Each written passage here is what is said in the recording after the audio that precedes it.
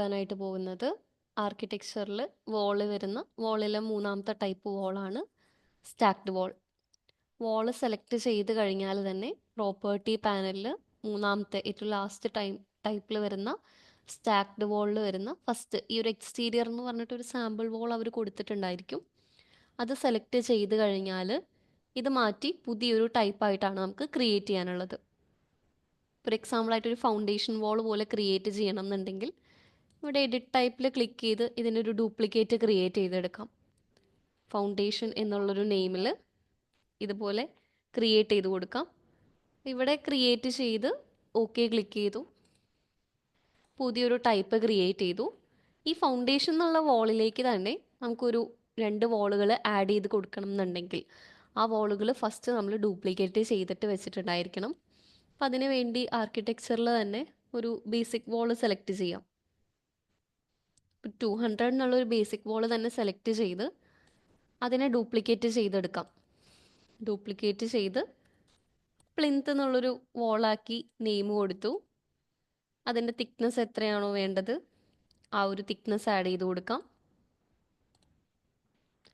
അതേപോലെ ഫൂട്ടിങ് വേണം എന്നുണ്ടെങ്കിൽ ഫൂട്ടിങ്ങും ഡ്യൂപ്ലിക്കേറ്റ് ചെയ്ത് കൊടുക്കാം.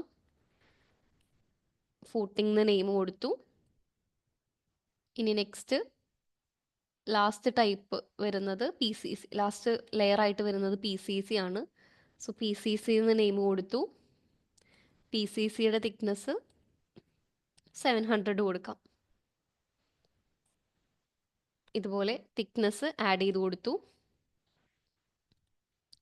നമ്മൾ ക്രിയേറ്റ് ചെയ്തിട്ടുള്ളത് ഇവിടെ കാണാനായിട്ട് പറ്റും. PCC, plinth, footing. ഫൂട്ടിങ്ങിൻ്റെ തിക്നെസ് ഒരു 600 ആക്കുന്നുണ്ട്. ഇനി ഡ്യൂപ്ലിക്കേറ്റ് ചെയ്ത് വെച്ചിട്ടുള്ള വോൾസിനെ എല്ലാം സ്റ്റാക്ക്ഡ് വോളിലേക്ക് കൊടുക്കണം. അതിനുവേണ്ടി ഡ്യൂപ്ലിക്കേറ്റ് ചെയ്ത് വെച്ചിട്ടുള്ള സ്റ്റാക്ക്ഡ് വോൾ, ആ ഫൗണ്ടേഷൻ എന്നുള്ള വോളിനെ സെലക്ട് ചെയ്തു. എഡിറ്റ് ടൈപ്പ് ക്ലിക്ക് ചെയ്ത് കഴിഞ്ഞാൽ സ്ട്രക്ചറിൽ എഡിറ്റ് എന്നുള്ള ഓപ്ഷൻ ഉണ്ട്. ഈ സ്ട്രക്ചർ എഡിറ്റിൽ ഇപ്പോൾ ഉള്ളത് 2 ലെയറുകളാണ്. അതുകൊണ്ട് ഒരു ലെയറും കൂടി ഇൻസേർട്ട് ചെയ്തെടുത്തു. ഇപ്പോൾ 3 ലെയറായിട്ട് വന്നിട്ടുണ്ട്. ഇനി നെക്സ്റ്റ് ഇവിടെ ഈ ഒരു സൈഡിലുള്ള ആരോ ഡ്രോപ്പ് ഡൗൺ ചെയ്ത് കഴിഞ്ഞാൽ നമ്മൾ ക്രിയേറ്റ് ചെയ്തിട്ടുള്ള ആ വോൾസ് എല്ലാം ഇതിൽ കാണാനായിട്ട് പറ്റും. ഫസ്റ്റ് ക്രിയേറ്റ് ചെയ്തത് പ്ലിന്ത് ആയിരുന്നു, രണ്ടാമത് ക്രിയേറ്റ് ചെയ്തത് ഫൂട്ടിങ്, മൂന്നാമത് ചെയ്തത് PCC. ഇങ്ങനെ 3 വോൾസും ക്രിയേറ്റ് ചെയ്തു. എത്രയാണ് ഇതിൻ്റെ ഹൈറ്റ് എന്നുള്ളത്, ഫൂട്ടിങ്ങിന് ഒരു 600ഉം PCCക്ക് ഒരു 200 mm ഹൈറ്റ് കൊടുക്കാം. പ്ലിന്തിൻ്റെ ഹൈറ്റ് നമുക്കിവിടെ വാരിയബിൾ എന്നാണ് കൊടുത്തിട്ടുള്ളത്, ഹൈറ്റ് ആയിട്ട് ആഡ് ചെയ്യാനായിട്ട് പറ്റില്ല. ഇവിടെ പ്രിവ്യൂവിൽ ക്ലിക്ക് ചെയ്ത് കഴിഞ്ഞാൽ എങ്ങനെയാണ് ഈ ഒരു ഫൗണ്ടേഷൻ വന്നിട്ടുള്ളതെന്ന് കാണാനായിട്ട് പറ്റും.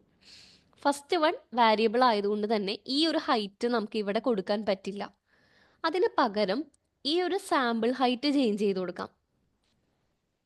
ഇപ്പോൾ നമുക്ക് 2 ലെവലുകൾ ഉണ്ടെങ്കിൽ ആ 2 ലെവലുകൾ തമ്മിൽ ഒരു 1250 ആണ് അവിടെ വരുന്നത്. ഇപ്പോൾ സാമ്പിൾ ഹൈറ്റ് അത്രയാണെന്നുണ്ടെങ്കിൽ ഇതേപോലെ ഫൗണ്ടേഷൻ ക്രിയേറ്റ് ചെയ്തെടുക്കാനായിട്ട് പറ്റും. ഇങ്ങനെ നമുക്ക് ക്രിയേറ്റ് ചെയ്തെടുക്കാം.